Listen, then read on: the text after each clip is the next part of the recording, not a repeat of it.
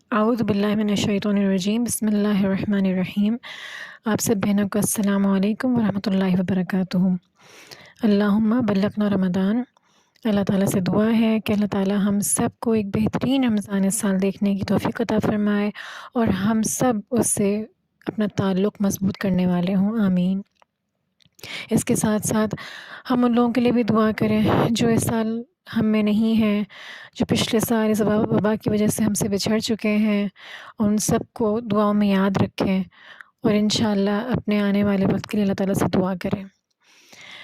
ہمیشہ کی طرح اللہ تعالیٰ نے ہم سے اس رمضان میں بھی بہت ساری نعمتوں کا، بہت سارے انعامات کا وعدہ کیا ہے، اور ہمیشہ کی طرح ہم کوشش یہی کریں گے کہ انشاءاللہ یہ رمضان ہمارا پچھلے سال سے اچھا رمضان ثابت ہو۔ ہم اپنی جو عبادات ہیں اس کا الحمدللہ اہتمام کرنے کی بھرپور کوشش کرتے ہیں۔ ہم اس سال یہ بھی دیکھتے ہیں کہ ہم عبادات کے ساتھ ساتھ ایک صحت مند رمضان کیسے گزار سکتے ہیں۔ اس کے لیے چند چیزیں آپ سے شیئر کرنا چاہوں گی جو انشاءاللہ اگر ہم اس پہ عمل کریں تو نہ صرف یہ کہ ہمیں عبادات سے بہت فائدہ حاصل ہوگا، بلکہ ہمارا وقت کچن میں یا برتن دھوتے دھوتے یا کھانا پکاتے پکاتے کم سے کم گزرے گا انشاءاللہ۔ سب سے پہلے حدیث آپ کے سامنے رکھنا چاہ رہی تھی کہ جس نے حضرت صلی اللہ علیہ وسلم نے فرمایا، جس شخص نے ایمانی کیفیت کے ساتھ اور اجر آخرت کی نیت سے رمضان کے روزے رکھے تو اللہ تعالیٰ اس کے گناہوں کو معاف کر دے گا جو پہلے ہو چکے ہیں۔ تو آئیے بہنوں، ہم کوشش یہی کرتے ہیں کہ انشاءاللہ ہم کم سے کم اپنا وقت کھانے کی پلاننگ میں اور کم سے کم ایسے کھانے پکانے میں گزاریں جو بہت ہمارا وقت خدا نخواستہ لے لینا ہم سے۔ سب سے پہلے تو ہمیں اللہ تعالیٰ کا لاکھ لاکھ شکر ادا کرنا چاہیے کہ ہم بہت خوش قسمت ہیں کہ ہمیں اللہ تعالیٰ نے ایک اور موقع دیا ہے۔ جیسے میں نے پہلے کہا کہ بہت سارے لوگ وبا کی وجہ سے اللہ تعالیٰ کے پاس واپس چلے گئے ہیں، اور ہمیں اللہ تعالیٰ نے دوبارہ ایک چانس دیا ہے کہ ہم اللہ تعالیٰ کو دوبارہ خوش کر سکیں، دوبارہ اپنی غلطیوں کا اعتراف کر سکیں، دوبارہ اللہ تعالیٰ سے معافی مانگ سکیں۔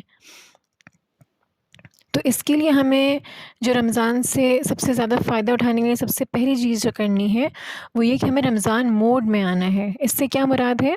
یعنی ہم رمضان کو ویلکم کرنے کی پوری پلاننگ کر لیں، پوری تیاری کر لیں نا، کہ جو بہت پیارا مہمان ہمارے گھر آنے والا ہے، ہم اس کے لیے بالکل اپنا گھر اور اپنا آپ ایسے تیار رکھیں کہ آتے ساتھ ہی ہم ہبڑ دبڑ میں مصروف نہ ہو جائیں، ہمیں کوئی جلد بازی میں کوئی چیز نہ کرنی پڑے۔ اس کے لیے میں چند چیزیں آپ کے سامنے رکھنا چاہوں گی کہ اہم کام اور غیر ضروری کام کیا ہے، غیر اہم کام کیا ہے۔ اس میں ڈسٹنگ ہے۔ یہ کام اتنا اہم نہیں ہے کہ ہم رمضان میں اس کو لازمی طور پہ کرنے والے ہوں۔ کوشش یہی کریں کہ رمضان آنے سے پہلے ہم ڈسٹنگ گھر کی، اگر ہمیں کوئی ڈیپ کلیننگ کرنی ہے تو ہم ڈسٹنگ کر کے فارغ ہو چکے ہوں۔ اسی طرح سے اگر کچھ لوگوں کے ہاں کالے چنے یا سفید چنے پابندی کے ساتھ کھائے جاتے ہیں تو وہ ہم پہلے سے ابال کے اور پہلے سے فریز کر کے رکھ سکتے ہیں۔ اس کے ساتھ ساتھ اپنی فیملی کے ساتھ رمضان کی پلاننگ کرنا، یہ بہت ضروری کام ہے، بہت اہم کام ہے کہ ہم اپنے خاندان کو لے کے بیٹھیں اور ان کے ساتھ پلان کریں کہ ہم کس طرح سے اپنی عبادات کو بہتر بنا سکتے ہیں، اور ہم ان کو یہ بھی سمجھائیں کہ اس دفعہ ہم پکوڑے اور سموسے اور اس طرح کی چیزیں جو پیٹ کو بہت بھاری کر دیتی ہوں اور طبیعت کو بھاری کر دیتی ہوں وہ ہم نہیں کھائیں گے۔ انشاءاللہ ساری کی ساری دعوت عید پہ ہوگی انشاءاللہ۔ اس کے علاوہ نفل اور حفظ کے ٹارگٹس، یہ بھی بہت اہم کام ہے۔ نفل ہماری کتنی ہونی چاہیے ہر ہفتے یا ہر روز، ہمارا حفظ کیا ہے، ہم کتنی صورتیں، ہم کتنی دعائیں حفظ کر سکتے ہیں، ہم کتنی حدیثیں بمع صحیح الفاظ کے حفظ کر سکتے ہیں۔ اسی طرح سے ویکنڈ کی اگر آپ کو کوئی مینیو بنانا ہے تو وہ بھی آپ بنا کے رکھ لیجئے تاکہ آپ کو ایک دم سے رمضان کے دنوں میں بار بار گروسری کے لیے نہیں جانا پڑے، اور آپ کی جو مینیو ہے اس کی تمام چیزیں جو آپ کے کھانے پینے کی ہیں پہلے سے آپ کے گھر میں موجود ہوں۔ اس کے علاوہ عید شاپنگ رمضان میں کم سے کم ہم کوشش کریں، بلکہ کوشش یہی کرنی چاہیے کہ جب سے رمضان آئے تو اس سے پہلے ہماری عید کی شاپنگ ہو ہی چکی ہو۔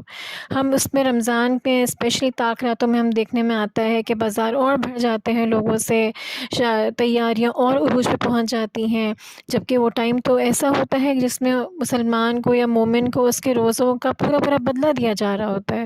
وہ راتیں ایسی ہوتی ہیں جس میں ایک رات بہت مبارک رات ہے، سب سے مبارک رات ہے۔ تو انشاءاللہ ہم کوشش یہی کریں کہ اپنی عید کی شاپنگ ہم رمضان آنے سے پہلے کمپلیٹ کر لیں۔ اس کے علاوہ ہمارا کھانا یا ہمارا باورچی خانے میں ہمارا باورچی خانے میں وقت سب سے کم گزرے، ہماری کوکنگ بالکل پیچھے چلی جائے۔ پیچھے سے مراد یہ نہیں ہے کہ ہم کھانا پکانا چھوڑ دیں، پیچھے سے مراد یہ ہے کہ ہم اہتمام اتنا نہ کریں کہ ہمارا اس میں زیادہ وقت صرف ہو جائے۔ اگر ہم فرائیڈ اسٹف کرتے ہیں، اگر ہم فرائیڈ کھانے کھاتے ہیں، سموسے ہیں، پف پیٹیز ہیں، اور دوسری چیزیں ہیں، چکن ونگز عام طور پہ گھروں میں بنائے جاتے ہیں، اگر ہم ان میں وقت ضائع نہیں کریں گے تو انشاءاللہ ہمارا اچھا خاصا وقت بچ سکتا ہے۔ جیسے میں نے پہلے کہا کہ انشاءاللہ وہ ساری چیزیں ہم عید پہ کریں گے۔ اپنے فون پہ کنورسیشنز کم سے کم رکھیں۔ فون پہ ہماری کنورسیشنز بہت ضروری حد تک ہونی چاہیے، اس کے بعد جو وقت ہو وہ ہم اللہ تعالیٰ کی یاد میں اللہ تعالیٰ سے مغفرت مانگتے ہوئے گزاریں۔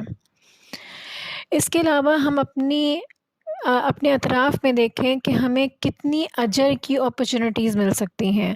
اللہ تعالیٰ نے یہاں پہ رہتے ہوئے ہمیں بہترین موقع دیا ہے کہ ہم اپنے پڑوس میں دیکھیں، کوئی اگر غیر مسلم ہے اس کو ہم افطار بھجوا دیں تو وہ بہترین دعوت دین کا موقع ہوگا انشاءاللہ۔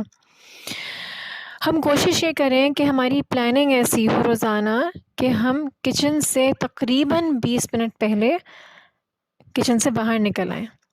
وہ کس لیے؟ وہ اس لیے کیونکہ اللہ تعالیٰ نے بتایا ہے کہ جب روزے کا وقت آتا ہے، وہ ہم نے حدیث میں یہ بات پڑھی ہے کہ خدا رمضان میں عرش اٹھانے والے فرشتوں کو حکم دیتا ہے کہ اپنی عبادت چھوڑ دو اور روزہ رکھنے والوں کی دعاؤں پر آمین کہو۔ تو انشاءاللہ ہم اس چیز سے بھرپور فائدہ اٹھانے والے ہوں۔ 20 یا 15 منٹ پہلے ضرور کچن سے باہر نکل جائیں۔ اس کے علاوہ ہم کوشش یہ بھی کریں کہ اپنے شوہروں کو کم سے کم ڈسٹرب کریں، یعنی اگر وہ آفس سے آ رہے ہوں، ان کا بھی روزہ ہوگا، ہم ان کو کم سے کم ڈسٹرب کریں کہ واپسی میں آپ گروسری کی یہ چیز لے آئیے، واپسی میں آپ کچھ کھانے پینے کی چیزیں لے آئیے۔ ہم اجر انشاءاللہ اس سے بھی کما سکتے ہیں کہ اپنے شریک حیات کو زیادہ سے زیادہ آرام دینے والے ہوں۔ اس کے علاوہ اگر ہماری رمضان میں اس بات کی توقع رکھتے ہیں کہ ہمارے رمضان میں کچھ ایام ایسے آئیں گے اس میں ہم روزہ نہیں رکھ سکتے، تو اس میں بھی آپ کے ایکسٹرا کام ہیں یا جو آپ کی ہم محلے میں کبھی افطار بھیجنا چاہتے ہیں تو ہم وہ کام ان دنوں میں کر لیں تاکہ ہماری عبادات پہ زیادہ وہ متاثر نہ ہوں۔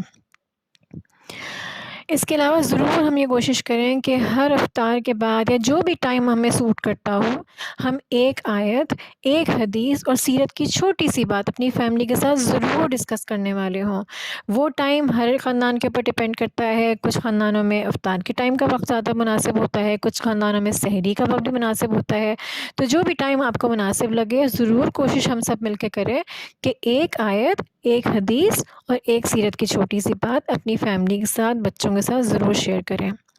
اس کے علاوہ دعائیں مسلسل ہم کرنے والے ہوں، یعنی کوئی بھی ہمارا دن، ہماری زبان اللہ کے ذکر سے تر رہے، ہماری زبان سے کوئی ایسی الفاظ نہ نکلے جس سے ہمارا روزہ ضائع ہونے کا خطرہ ہو۔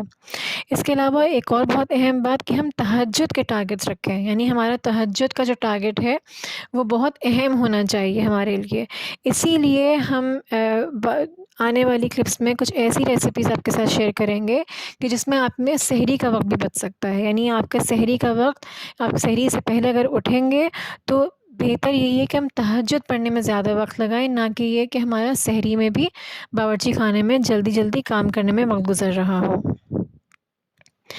انشاءاللہ جیسے میں نے پہلے کہا کہ ہم کچھ ریسیپیز کچھ شیئر کریں گے انشاءاللہ، اور جس سے امید ہے کہ ہم سب کا ٹائم بچے گا اور ہماری عبادات زیادہ سے زیادہ اللہ تعالیٰ کی یاد میں صرف ہوں گی۔ اللہ تعالیٰ سے دعا ہے کہ اللہ تعالیٰ ہمیں بہترین رمضان دیکھنے کی توفیق عطا فرمائے، اور انشاءاللہ ہم جب سب ملیں تو ایک اچھی صحت مند زندگی کے ساتھ ملیں انشاءاللہ۔ وآخر الدعوانا الحمدللہ رب العالمین۔